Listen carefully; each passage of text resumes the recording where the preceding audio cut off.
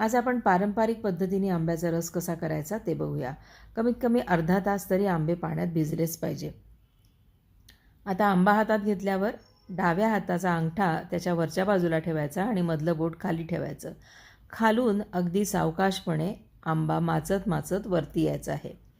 खालून सुरुवात याच्यासाठी करायची आहे की ज्यामुळे आंबा एकदम फुटणार नाही. एकदम वरती दाब दिला तर आंब्याच्या वरचं टोक फुटून तिथून आंब्याचा रस बाहेर पडतो. आंबा नीट माचला जात नाही आणि मग त्यामुळे रसही नीट काढता येत नाही.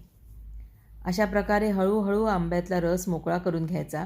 त्यातली कोय आतल्या आत फिरायला लागायला पाहिजे. हे मी माझ्या बाबांकडून शिकले. उन्हाळ्याच्या सुट्टीत बाबा रोज रस काढायचे. सुरेख असे आंबे माचून एका पाटावर एका लाईनीत लावून ठेवायचे आणि मग त्याचा रस काढायचा. इथे तुम्ही बघू शकता ही कोय आता आतल्या आत फिरायला लागली आहे. मी या कोयीचं खालचं टोक वर घेते आहे आणि वरचं टोक खाली घेते आहे. अशा पद्धतीने कोय आतल्या आत फिरायला लागली की आतला रस छान मोकळा झाला आहे असं समजायचं. म्हणजे मग रस चांगला काढता येतो आपल्याला. असेच सगळे आंबे माचून घ्यायचे आहेत आणि मग याचा रस काढायचा आहे. रस काढताना वरचं टोक काढून टाकायचं आणि त्याचा अशा प्रकारे पिळून रस काढायचा आहे.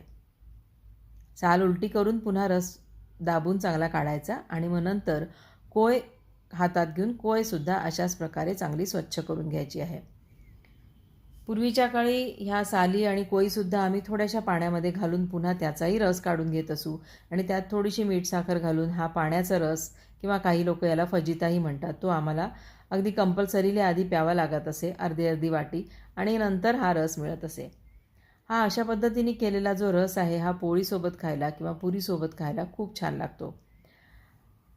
पटापट आंबा चिरून त्यामध्ये मिक्सर फिरवून केलेला रस आणि ह्या रसाच्या चवीमध्ये मला तरी फार फरक जाणवतो. असा रस करून बघा, याची चव जास्त छान लागते. खाताना यावर मस्त साजूक तूप घ्यायचं. आता हा नुसताही खाऊ शकता किंवा कढीची पोळी आणि पुरीबरोबर ह्याचा आस्वाद घेऊ शकता. तर अशा पद्धतीने रस नक्की करून बघा.